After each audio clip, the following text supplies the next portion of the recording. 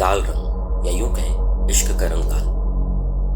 पर छत्तीसगढ़ के बस्तर में लाल रंग का अर्थ ही कुछ और है। लाल रंग यहाँ आतंक नक्सलवाद का पर्याय है। आपको यह मामूली सी बात लगे, पर आप अगर बस्तर के अंदरूनी इलाके में किसी सड़क पर चल रहे होंगे तो जाहिर सी बात है कि उस सड़क पर रोड़ी बजरी मिट्टी के साथ साथ किसी पुलिस जवान या आम आदिवासी किसान का खून भी मिला हुआ। बस्तर की हर एक सड़क में कुर्बानी मांगी।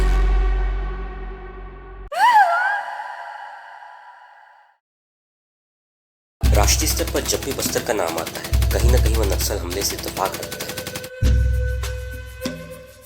आपने अक्सर नक्सल हमलों के बारे में सुना, पुलिस जवानों की बहादुरी के किस्से भी सुने होंगे। इन सब बातों से इधर एक ऐसा भी पहलू है जिस पर बहुत कम बात होती है, वह है बस्तर के आम आदिवासी। बस्तर में आदिवासियों की जिंदगी जरा भी आसान नहीं। उनके लिए यहाँ एक तरफ कुआं तो एक तरफ खाई है। बस्तर के आदिवासी सुरक्षा बलों और नक्सलियों दोनों द्वारा सताए गए। अक्सर खबरें आती हैं कि बस्तर में इस जगह मुठभेड़ हुई, इतने नक्सली मारे गए, इतने जवानों की शहादत हुई। उन सब खबरों के साथ ही ऐसी खबरें भी निकलकर सामने आती हैं कि मारे गए नक्सलियों के बीच में से कुछ आम नागरिक थे। आम नागरिक यानी बस्तर के भोले भाले आदिवासी। फिर शुरू होता है लिपापोती का दौर। सबूतें मिटा दी जाती है, हर संभव प्रयास किया जाता है कि मारे गए नक्सली नजर आए। मैं कोई हवाबाजी नहीं कर रहा। कई न्यायिक जांच में इस बात का खुलासा हुआ है। खुद सरकार का भी मानना है कि हमसे गलतियां हुई है।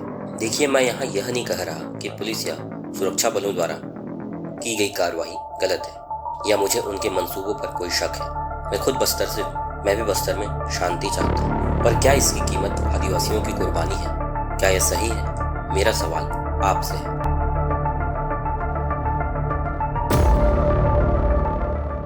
आप खुद ही सोचिए, आप आम जिंदगी जी रहे हैं, आपका हंसता खेलता परिवार है। एक दिन आपके पिता बाजार जाने के लिए निकलते हैं, देर तक वे लौटते नहीं। देर रात आपको आपके परिवार वालों को खबर मिलती है कि उनका एनकाउंटर हो गया और उन्हें सुरक्षा बलों ने नक्सली घोषित कर दिया। एक माँ का बेटा जो स्कूल में पढ़ता हो और छुट्टियों में घर आया हो, अपने घर वालों की मदद करने, जलाऊ लकड़ी लेने वह जंगल गया, उसे मार दिया जाए नक्सली बताकर। एक अंदरूनी गांव से लगे खुले मैदान में आदिवासी पंडुम त्योहार मना रहे हैं और अचानक उन पर हमला हो जाए और 17 निर्दोष ग्रामीणों को मार दिया जाए। इस पर क्या कहेंगे आप? ऐसी कई घटनाएं हैं जो दबा दी जाती हैं अंदरूनी इलाके होने के कारण और शिक्षा के अभाव में वो जानकारी हमारे सामने नहीं पहुंच पाती। जहां तक न्यायिक जांच का सवाल है, मांग कई बार की जाती है, फिर उसे भुला दिया जाता है। जांच में भी ज्यादातर उस घटना का ही जिक्र होता है जहां ज्यादा संख्या में एक साथ निर्दोषों का प्रमाण मिलता है। 15 नक्सलियों में से अगर 1-2 ग्रामीण मिले हों तो 2 दिन बाद उस बात को भुला दिया जाता है। अब सवाल आपसे है कि निर्दोष आदिवासियों की हत्या कब तक? बताई गई ये कहानियां कोई मनगढ़ंत कहानियां नहीं है।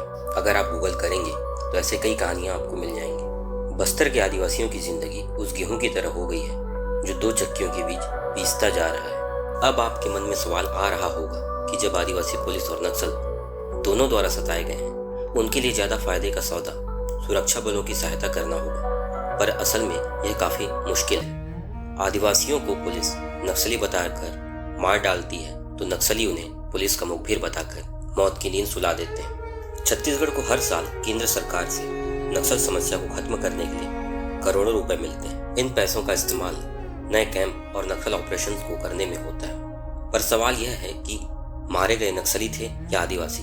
सुरक्षा बलों का मैं सम्मान करता हूँ कि वे अपनी जान की परवाह किए बिना नक्सल अभियान में लगे हुए हैं। पर अगर मारे गए व्यक्ति निर्दोष ग्रामीण हो तो सोचें कि उनके परिवार पे क्या बीतती होगी। हंसता खेलता परिवार पल भर में उजड़ जाता है। यह काफी गंभीर मुद्दा है, पर इस पर बात काफी कम होती है।